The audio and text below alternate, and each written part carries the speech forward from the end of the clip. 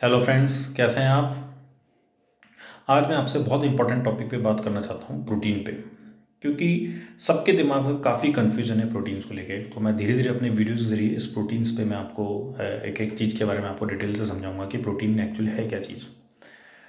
But आज मैं आपसे बात करना चाहता हूँ प्रोटीन की डाइजेशन और एब्जॉर्प्शन के ऊपर। क्योंकि जब भी हम सप्लीमेंट शॉप पर जाते हैं, कहीं जाते हैं, तो हम वहाँ प्रोटीन का जब हम लोग कोई भी बॉक्स लेते हैं या बैग लेते हैं तो उसके अंदर बहुत सारे एंजाइम्स, बहुत सारे उसमें इंटीग्रेंट्स होते हैं। वो इंटीग्रेंट्स हमको समझ में ही नहीं आता है कि ये इंटीग्रेंट्स हमारे किस काम आते हैं और किस काम नहीं आते। तो प्रोटीन को समझने के लिए मैं आपको समझाना चाहता हूँ कि प्रोटीन है क्या, प्रोटीन कैसे बनता है। प्रोटीन बहुत सारे अमीनो एसिड से मिलकर प्रोटीन बनता है हमारे।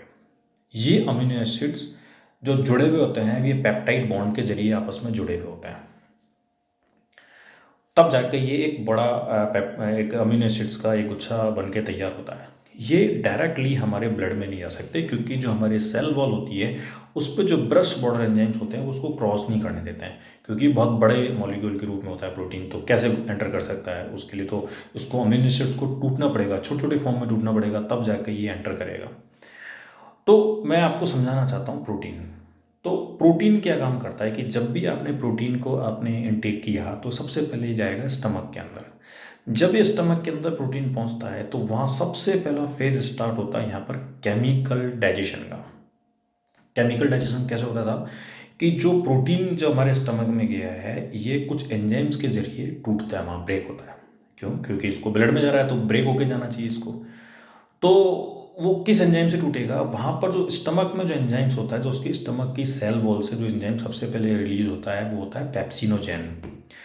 पेप्सिनोजेन रिलीज होता है और पेप्सिनोजेन पेप्सिन के अंदर कन्वर्ट हो जाता है। और ये जब पेप्सिन में कन्वर्ट होता है तो ये HCl के प्रेजेंस में ही ये पेप्सिन के अंदर कन्वर्ट होता है। HCl होता है हाइड्रोक्लोराइक एसिड। कई सारे सप्लीमेंट्स में आपको ये इंटीग्रेंट्स आपको मिल जाएंगे वहाँ पर। तो हाइड्रोक्लोरिक एसिड क्या काम करता है, पेप्सिनोजेन को पेप्सिन के अंदर कन्वर्ट करता है। और पेप्सिन आपको बहुत से सप्लीमेंट्स के अंदर आपको इंटीग्रेंट्स में आपको लिख जाएगा कि इसमें इतना पेप्सिन है, पेप्सिन ये पेप्सिन वगैरह उसमें पता लग जाएगा, उसमें देखेंगे तो आपको। अब ये पेप्सिन क्या काम करता है, ये पेप्सिन जो पेट के अंदर, जो स्टमक के अंदर जो प्रोटीन पड़ा हुआ है उसको लार्ज पॉलीपेप्टाइड में बदल देगा, एक बड़े पॉलीपेप्टाइड के अंदर इसको बदल देगा। मैंने पेप्टाइड के बारे में बता दिया आपको कि पेप्टाइड दो अमीनो एसिड्स के बीच के जो जिसको अमीनो एसिड्स को जोड़ के रखता है उसको पेप्टाइड कहते हैं। क्योंकि बहुत सारे अमीनो एसिड्स होते हैं वो आपस में जुड़े हुए होते हैं, वो सिर्फ पेप्टाइड बॉन्ड के जरिए ही जुड़े हुए होते हैं। तो ये पेप्टाइड बॉन्ड को तोड़ना ही डाइजेशन और एब्जॉर्प्शन है एक्चुअली। क्योंकि छोटे छोटे अमीनो एसिड में जब वो कन्वर्ट होगा तो ही वो ब्लड बैरियर के अंदर ब्लड बैरियर को क्रॉस करेगा, उसको सेल से क्रॉस होकर ब्लड में जाएगा वो। तो यहाँ क्या है कि जो पेप्सिनोजेन पेप्सिन के अंदर कन्वर्ट हो गया है HCl के प्रेजेंस में। अब यहाँ से पेप्सिन ने क्या काम किया, प्रोटीन को लार्ज पॉलीपेप्टाइड में कन्वर्ट कर दिया। अब ये लार्ज पॉलीपेप्टाइड हमारे स्मॉल इंटेस्टाइन के अंदर एंटर करते हैं। स्मॉल इंटेस्टाइन में तीन पार्ट होते हैं, ड्यूडेनम, जेजुनम और इलियम। तो जो स्टमक से अटैच होता है वो ड्यूडेनम होता है। तो सबसे पहले फूड या प्रोटीन उसी जगह पहुंचता है ड्यूडेनम में। यहीं पर ही उसका डाइजेशन एब्जॉर्प्शन होता है, यहीं से वो ब्लड के अंदर एंटर करता है। कैसे करेगा कि जैसे ही वो ड्यूडेनम में पहुंचेगा तो पैंक्रिया कुछ हार्मोन्स, कुछ एंजाइम्स रेगुलरली रिलीज करता रहता है ड्यूडेनम के अंदर। वो होते हैं अपने, वो एक्चुअली उनको ब्रेक डाउन होने का काम करते हैं। तो तो ये जो एंजाइम्स होते हैं ये होते हैं ट्रेप्सिनोजेन, चाइमोट्रेप्सिनोजेन और प्रोकार्बोक्सी पेप्टाइड। काफ़ी टिपिकल्स नाम है इनके। तो ये तीन एंजाइम्स हमें पेनक्रिया रेगुलरली वहाँ सीक्रेट करता रहता है।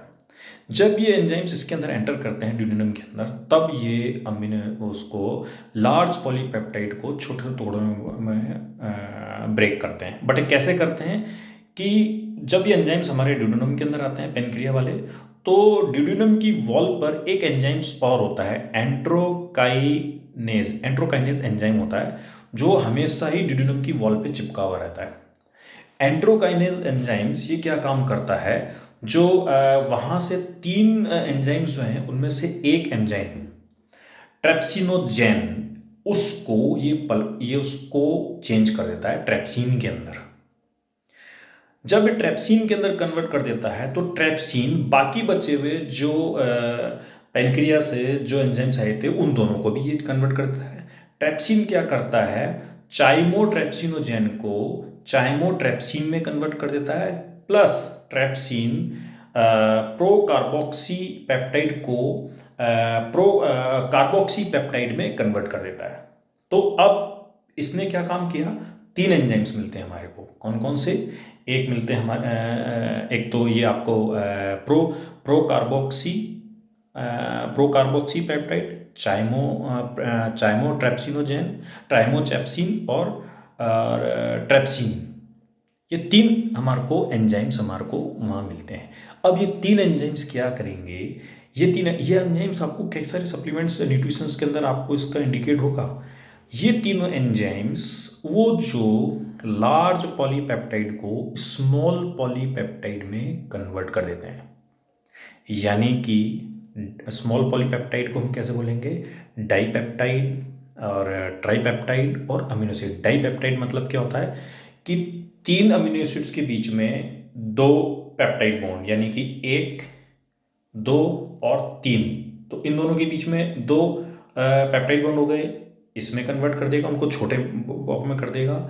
और ट्राई में 3 पेप्टाइड बॉन्ड होते हैं और अमीनो एसिड्स होते हैं। ये क्या काम करते हैं कि ड्यूडेनम की जो वॉल होती है, ब्रश बॉर्डर एंजाइम्स को क्रॉस करके छोटे हो जाते हैं, तो ये क्रॉस करके हमारे ब्लड में जाते हैं और ये अमीनो एसिड या डाइपेप्टाइड या ट्राइपेप्टाइड फिर हमारी बॉडी में जाके अलग अलग वर्क करते हैं, रिकवरी का, मसल्स ग्रोथ का, इन तरीके से, इस तरीके से वो बॉडी के अंदर डाइजेशन और उसका ऑब्जर्वेशन होता है। ये एक साइंटिफिकली रीज़न बताया मैंने आपको।